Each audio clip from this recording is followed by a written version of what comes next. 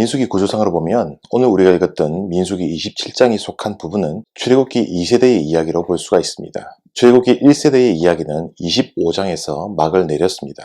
이제 이 부분에서 가나안 땅 정복을 하기 위한 준비 단계로 우리가 볼 수가 있습니다. 이전에 26장에서는요, 이스라엘 백성들이 새로이 들어갈 가나안 땅 정복과 땅 분배를 위해서 새로운 인구 조사가 필요했습니다. 그런데 이 땅 분배는요, 남자들만이 혜택을 받는 것이 아니라 경우에 따라서는 여자들도 수혜자가 될 것임을 우리가 읽었던 27장에서 말씀하고 있습니다. 또한 광야 생활이 끝나면서 출애굽기 1세대를 대표하는 모세의 역할도 끝이 나게 될 것입니다. 그러므로 이스라엘 백성들에게는 가나안 땅을 정복하기 위해 새로운 지도자가 필요했습니다. 그래서 오늘 우리가 읽었던 이 말씀에서 모세 다음에 새로운 리더십이 선정되게 됩니다. 오늘 말씀은 크게 유산 문제와 리더십의 이동이라는 세부적인 주제를 생각하면서 볼 수 있는 본문입니다. 요셉의 아들 므낫세 지파에 속한 사람으로 아들이 없이 딸만 남기고 죽은 자가 있었다고 합니다. 그 사람의 이름은 헤벨의 아들 슬로브앗이었습니다. 그는 아들 대신에 딸 5만을 남기고 죽었습니다.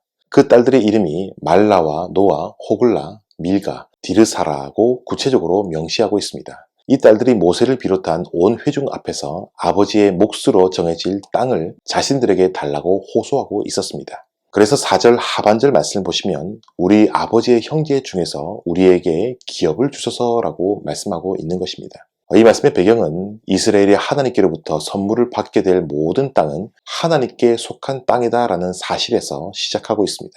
레위기 25장 23절 말씀 보면 이렇게 말씀하고 있는데요.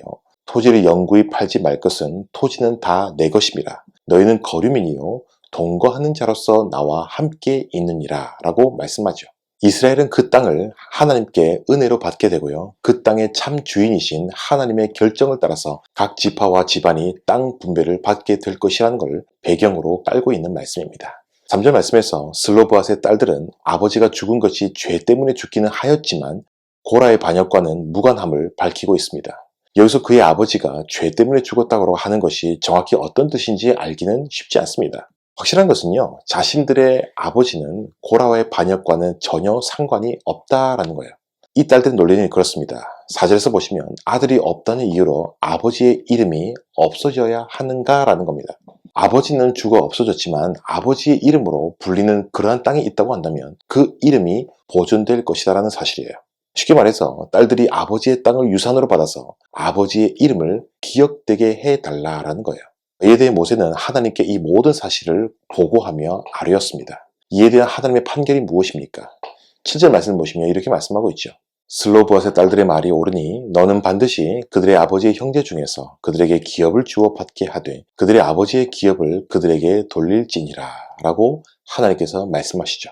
그리고 사람이 죽었을 때 상속받는 우선순위를 정해주셨습니다. 아들이 없는 경우 딸들에게 상속하라는 식의 나열이 되어 있습니다. 이것은 엄연한 판결 원칙입니다. 사실 아직 가나안 땅을 정복하지 않은 상황에서 이러한 이슈들이 논해지는 이유가 무엇일까요?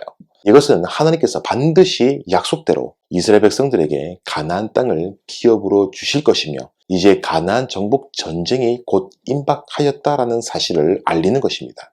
그리고 더 중요한 것은 하나님의 법을 해석하고 적용할 때에 어떠한 차별이 없이 모두에게 공정하게 적용이 되어야 한다는 겁니다. 여기에는 성차별도 있을 수가 없습니다. 하나님께서 오늘 내려주신 판결은 판례가 되었고요. 여성의 지위와 권리에 평등을 부여하는 것입니다. 이 말씀은 나중에 민수기 마지막 장인 36장에서 슬로브앗의 딸들의 유산 문제와 함께 연결이 되면서요. 수미상관을 이루고 있습니다. 그래서 26장부터 민수기 마지막까지 부분의 주된 주제는 하나님께 상속받게 될 땅이라는 사실입니다.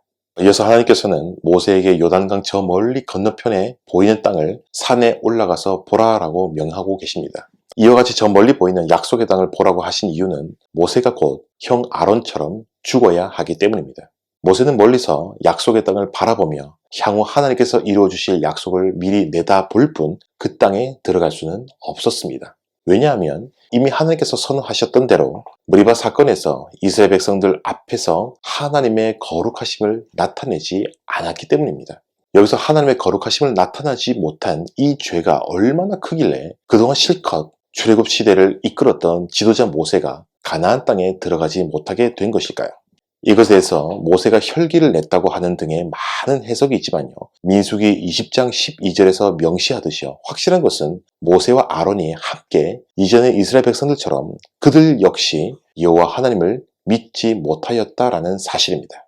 반석을 한 번 쳐야지 왜 두 번 쳤습니까? 혈기가 나서요? 화가 나서요? 결국 그것이 아니라 그들 역시 이스라엘 백성들처럼 하나님을 온전히 믿지 못하였기 때문입니다. 모세가 위대한 지도자인 것은 사실이지만요. 하나님 앞에서 아브라함과 같은 믿음이 아니라 다른 이스라엘 백성들처럼 하나님을 온전히 믿지 못함이 드러났다는 거예요. 정도나 표현의 차이가 있었을 뿐 하나님의 시각에서 보았을 때에 모세의 믿음이 이스라엘 백성들과 다를 바가 없었다라는 겁니다. 하나님께서는 레위기에서 명시하였듯이 하나님을 가까이 하는 자에게 하나님 자신의 영광을 드러내시겠다고 말씀하셨습니다. 모세의 믿지 못함으로 하나님의 영광을 가리운 것이 모세가 가나안 땅을 쳐다만 볼 뿐 들어가지 못한 이유가 바로 여기에 있습니다. 그러자 모세는 하나님의 능력을 인정하면서 가장 적합한 리더를 세워줄 것을 요청합니다. 이에 하나님께서는 눈의 아들 여호수아를 지도자를 세울 것을 명하셨습니다.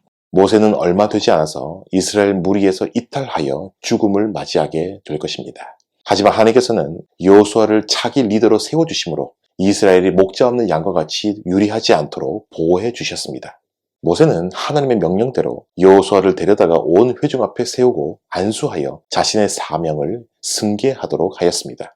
이후에 여호수아가 모세를 시종하며 많은 것을 배우고 훈련하고 준비되어서 자연스럽게 모세의 뒤를 잇게 됩니다. 가나안 땅에 들어가서 본격적인 정복 전쟁과 땅 분배는 여호수아의 인도 하에 이루어지게 될 것입니다. 여러분 근데 여기서 오해하지 말 것은요. 모세가 가나안 땅을 쳐다만 보고 들어가지 못한 것을 두고 모세가 구원받지 못했다라는 억지 해석에 빠지면 안 된다라는 겁니다. 여기서 가나안 땅에 들어가는 것 자체를 구원으로 해석해서 출애굽 이야기를 구원론 교리로 보는 것은 바람직하지 않습니다. 하나의 모형으로 볼 수는 있지만요. 구원 자체를 이야기하는 것이 아닙니다. 구원이 아니라 아브라함과 이삭과 야곱에게 맹세하신 하나님의 약속을 신실하게 이루어지는 것입니다. 구원의 포커스가 있는 것이 아니라 하나님의 신실하심과 언약 성취에 바로 그 목적이 있다는 거예요. 그러면 모세가 왜 약속의 땅에 들어가지 못하고 들어가서는 안 된다라는 겁니까? 1차적으로는 그의 불신으로 하나님의 영광을 드러내지 못한 것도 분명한 이유입니다. 맞습니다. 그러나 오늘 본문 말씀을 통해서 드러난 이유가 무엇입니까? 하나님께서 지정하신 모세의 역할이 바로 여기까지였기 때문입니다. 모세에게 디자인하신 그분의 계획은요. 출애굽 역사부터 가나안 입성 전까지 40년 동안 광야 학교에서 인도하는 역할이었습니다. 그 다음에 있을 하나님의 역사는 모세가 아니라 다음 후계자에게 맡기신 것입니다. 왜요?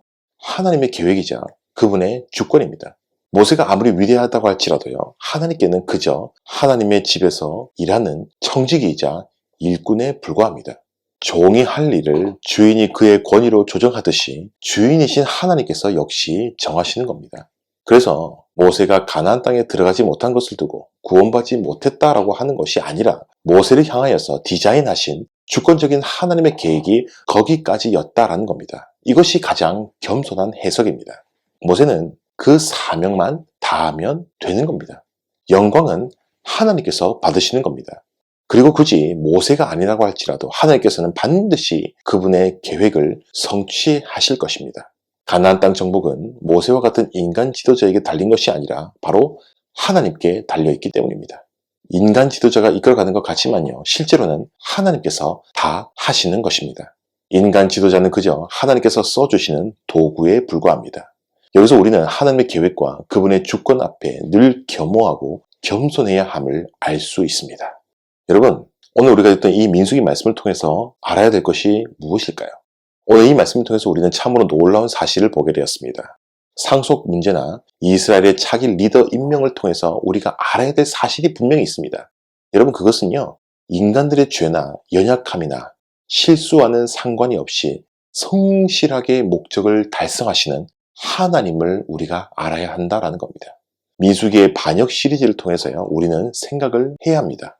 이토록 하나님께 반항하고 온갖 재앙을 당하고 반성하지도 못하고 오히려 더 반역을 하는 이스라엘 백성들에게 소망이 있느냐라는 사실입니다.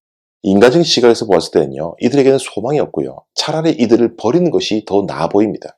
개선의 여지가 전혀 없어 보일 만큼 구제불능이기 때문입니다. 놀랍게도요, 틈만 나면 반역하고 반항하는 이런 이스라엘 백성들에게 하나님께서는 끊임없이 다시 기회를 주신다라는 사실입니다.